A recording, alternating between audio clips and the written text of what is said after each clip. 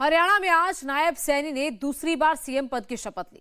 CM Saini के साथ 13 मंत्रियों ने शपथ ली, जिनमें सबसे ज्यादा 4 चेहरे ओबीसी वर्ग से हैं। जाट, ब्राह्मण और एससी वर्ग से 2-2 मंत्री बनाए गए। नायब सैनी के शपथ ग्रहण में आज बीजेपी एनडीए का हर बड़ा नेता मौजूद रहा।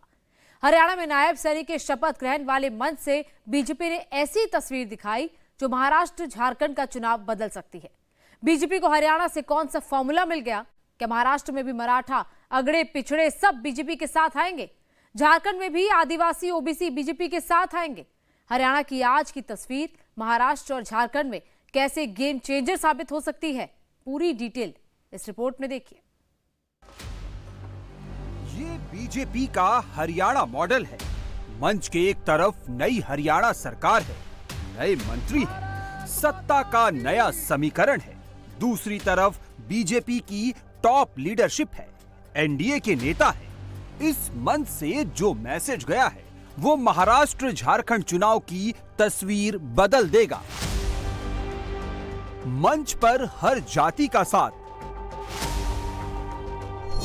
आरती सिंह राव ईश्वर की शपथ लेती। लीडरशिप की second generation. I, Shruti Chaudhary, do swear in the name of God. Haryana में नायब सैनी के शपथ में सब कुछ था। नायब सिंह सैनी ईश्वर की शपथ लेता हूँ। जाट की सेकंड जनरेशन, यादव की सेकंड जनरेशन, हर जाति की सेकंड जनरेशन। ये बीजेपी का हरियाणा टेम्पलेट है। यही टेम्पलेट एनडीए को बताया जाएगा कैसे नई जनरेशन तैयार करनी है, कैसे 36 बिरादरियों को साधा जाता है, कैसे सबको साथ लेकर चला जाता है। हरियाणा में नायब सिंह सैनी सरकार में 13 मंत्री बनाए गए हैं। इसमें सबसे ज्यादा 4 ओबीसी मंत्री। इनमें 2 यादव हैं, 1 गुज्जर है और 1 अन्य ओबीसी समुदाय से है, जबकि 2 जाट के साथ 2 ब्राह्मण और 2 दलित भी मंत्री बने हैं। इसके अलावा 1 राजपूत, 1 पंजाबी और 1 वैश्य को मंत्री बनाया गया है। हरियाणा में भले ही ओबीसी ने बीजेपी को बढ़ चढ़कर वोट दिया, लेकिन दूसरे समुदाय ने भी बीजेपी को वोट दिया है। इसलिए बीजेपी हरियाणा में सिर्फ एक जाति को आगे नहीं बढ़ा रही, सभी 36 बिरादरियों को नायब सरकार में शामिल किया गया है। हरियाणा में बीजेपी को यादव ने भी जमकर वोट दिया, गुज्जर ने भी दिया और दूसरी ओबीसी जातियों ने भी दिया। ब्राह्मण भी बीजेपी के साथ थे, पंजाबी खत्री भी थे और दूसरे सवर्ण भी। बीजेपी को जाटवों का भी साथ मिला और दूसरे दलितों का भी। बीजेपी ने हरियाणा के अहिरवाल मेवात रीजन की 23 में से 17 सीटें जीती, यानी 74% का स्ट्राइक रेट रहा। ऐसे में सबसे ज्यादा 5 मंत्री भी इसी रीजन से बने। इसमें 2 कैबिनेट, 1 राज्य मंत्री और 2 स्वतंत्र प्रभार वाले हैं।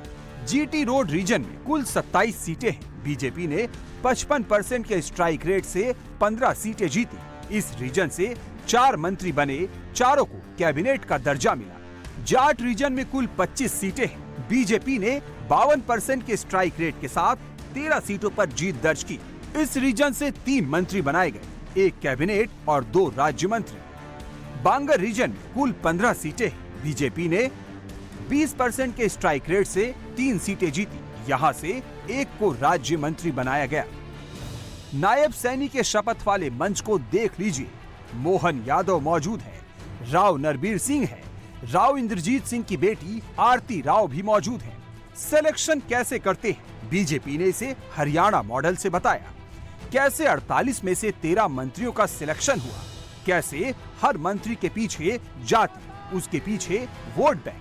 इसे नायब सैनी के नायाब सिलेक्शन से समझ सकते हैं। पहली बार अहिरवाल बेल्ट के यादवों को प्रेफरेंस मिल रही है। इसकी वजह भी है। 10 साल की एंटी इनकम्बेंसी के बावजूद अहिरवाल रीजन इस बार भी बीजेपी के प्रति वफादार रहा। बीजेपी ने गुड़गांव, रेवाड़ी और महेंद्रगढ़ में फैले अहिरवाल बेल्ट में अपना अब तक का सर्वश्रेष्ठ प्रदर्शन किया है। अहिरवाल क्षेत्र के सबसे प्रमुख नेताओं में गुरुग्राम के बीजेपी सांसद और केंद्रीय मंत्री राव इंद्रजीत सिंह शामिल हैं। इस बार उनकी बेटी आरती राव भी इस बेल्ट से चुनाव जीत कर आई है। महज 4 महीने पहले हुए लोकसभा चुनाव में गुरुग्राम, रोहतक और भिवानी महेंद्रगढ़ की 11 विधानसभा सीटों में से 10 पर बीजेपी का दबदबा रहा था। पावर बैलेंस कैसे बनाया जाता है, विरोधियों को भी कैसे फिट करते हैं, कैसे एक साथ रखते हैं, ये भी दिखाया गया। अहिरवाल मेवात रीजन से राव इंद्रजीत सिंह की बेटी आरती सिंह राव को राज्य मंत्री बनाया गया है। राव इंद्रजीत सिंह के विरोधी राव नरबीर सिंह को कैबिनेट मंत्री बनाया है। नहीं, बीजेपी हारी हुई कभी नहीं थी। बीजेपी हमेशा रेस में थी। वो 400 मीटर की रेस को 100 मीटर में दौड़ना चाह रहे थे और हम 100 मीटर को 400 मीटर में दौड़ रहे थे। हम बड़े संयत से, धीरज से और अच्छी रणनीति के साथ दौड़ रहे थे और इसलिए स्वाभाविक तौर पर वो अति आत्मविश्वास में थे और हम जनता के विश्वास में थे। लोकसभा के परिणाम को देखें, 14 और 19 को देखें और 24 को देखें तो ये साफ इंडिकेशन था कि हम 35 से 40 सीटों पर मजबूती से खड़े हुए हैं और कुछ सीटें हमें और जीतनी थी। तो कुल मिलाकर संगठन हमारा ठीक था, हमारी जो कैंपेन था वो बहुत अच्छा था, मैनेजमेंट उनसे अव्वल था और कुल मिलाकर रणनीति के तौर पर हम कांग्रेस से अव्वल थे। तो ये 4 कारक थे जिनसे हम लोग जीते।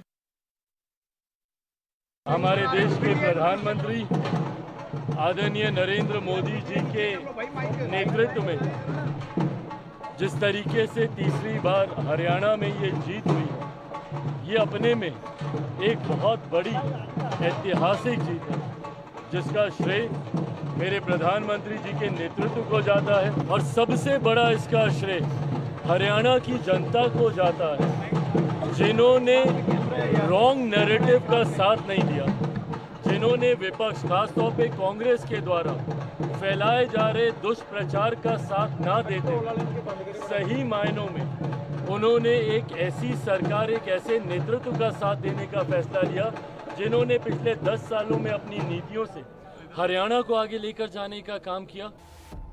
किसी राज्य में लगातार 3 बार सरकार बनाने यानी हैट्रिक लगाने में मोदी की पार्टी सबसे तेज है और रीजनल पार्टियां दूसरे नंबर पर हैं, जबकि कांग्रेस सबसे सुस्त है। किसी राज्य में लगातार 3 बार सरकार बनाने में बीजेपी का स्ट्राइक रेट 64% है, जबकि कांग्रेस का 15% और रीजनल पार्टियों का स्ट्राइक रेट कांग्रेस से 3 गुना ज्यादा यानी 50% है। जिस ढंग से कांग्रेस पार्टी ने अपने रिजिम में जब कांग्रेस को हरियाणा में काम करने का अवसर मिला था, लूट खसोट, परिवारवाद, भ्रष्टाचार को, पर्ची खर्ची को आगे बढ़ाने का काम किया था, हरियाणा की जनता ने कांग्रेस को पूरी तरह से खारिज करके भारतीय जनता पार्टी को तीसरी बार प्रचंड बहुमत की सरकार देने का काम किया है। इसके लिए मैं हृदय की गहराइयों से हरियाणा की छत्तीस बिरादरी का बहुत बहुत अभिनंदन करता हूं, उन्हें बधाइयां देता हूं। अब हरियाणा वाला टेम्पलेट महाराष्ट्र में भी लगाया जाएगा। बीजेपी गठबंधन वाले महायुति को समझाया जाएगा कैसे सबको साथ लेकर चलते हैं, बैलेंस बनाकर रखते हैं। महाराष्ट्र में सबसे ज्यादा 38% ओबीसी वोटर है और दूसरे नंबर पर मराठा है, यानी जिसके साथ ओबीसी वोट के साथ साथ मराठा वोटर जाएंगे, महाराष्ट्र की सत्ता उसी को मिलेगी। इसके अलावा 13% मुस्लिम, 10% दलित और 8% ब्राह्मण है। महाराष्ट्र में बीजेपी को मराठाओं का भी अच्छा खासा वोट मिलता है और ओबीसी का भी, लेकिन 2024 में मराठाओं ने ओबीसी कोटे में शामिल करने की मांग की, आंदोलन किया। ओबीसी नेताओं ने इस आंदोलन का विरोध किया। बीजेपी गठबंधन महायुति इस मुद्दे पर फंस गई और पूरा समीकरण बिगड़ गया। 2024 के चुनाव में बीजेपी शिवसेना और एनसीपी अजित गुट को 48 में से सिर्फ 17 सीटें मिली और सिर्फ 35% का स्ट्राइक रेट रहा, जबकि कांग्रेस, शिवसेना, यूबीटी और एनसीपी शरद पवार वाले महाविकास अघाड़ी ने 48 में से 30 सीटें जीती, यानी 62% से ज्यादा का स्ट्राइक रेट रहा। 2024 के लोकसभा चुनाव में बीजेपी को ना मराठाओं का साथ मिला और ना ही ओबीसी का। 2024 के लोकसभा चुनाव में महाराष्ट्र में ओबीसी का बीजेपी को 33% और बीजेपी गठबंधन को 27% वोट मिला, जबकि कांग्रेस को 11% और कांग्रेस गठबंधन को 28% ओबीसी ने वोट दिया। दूसरी तरफ 27% मराठाओं ने बीजेपी को वोट दिया, जबकि 19% ने बीजेपी सहयोगियों को वोट दिया। वहीं कांग्रेस को 14% और कांग्रेस गठबंधन को 25% मराठाओं ने वोट दिया। मराठा एकनाथ शिंदे के सीएम होने के बावजूद महायुति मराठाओं को अपने साथ नहीं रख पाई और लोकसभा चुनाव में मराठाओं ने एक तरफा महायुति गठबंधन के खिलाफ वोट किया, जिसका नतीजा ये हुआ कि महायुति मराठवाड़ा की 9 में से 8 सीटें हार गई थी। मराठवाड़ा में कुल 48 विधानसभा सीटें हैं। लोकसभा में महायुति सिर्फ 12 पर बढ़त बना पाई, जबकि कांग्रेस गठबंधन वाले महाविकास अघाड़ी 34 विधानसभा सीटों पर आगे रहे। महाराष्ट्र वो चुनाव है जहां 2024 लोकसभा के नतीजों में पूरा विदर्भ एक तरफ चला गया। विदर्भ में बीजेपी नागपुर को छोड़कर एकदम साफ हो गई। विदर्भ में विधानसभा की कुल 60 सीटें हैं।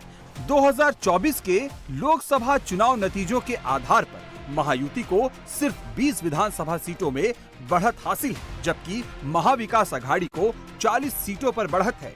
2019 में बीजेपी ने इस रीजन से अकेले 21 सीटें जीती थी। कांग्रेस गठबंधन वाले महाविकास अघाड़ी ने इसका फायदा उठाया और उसकी गाड़ी चल निकली। 2024 के लोकसभा चुनाव को आधार माने तो कांग्रेस के गठबंधन वाली महाविकास अघाड़ी कुल 288 सीटों में से 153 विधानसभा सीटों पर आगे है, जबकि बीजेपी गठबंधन महायुति 128 सीटों पर आगे है।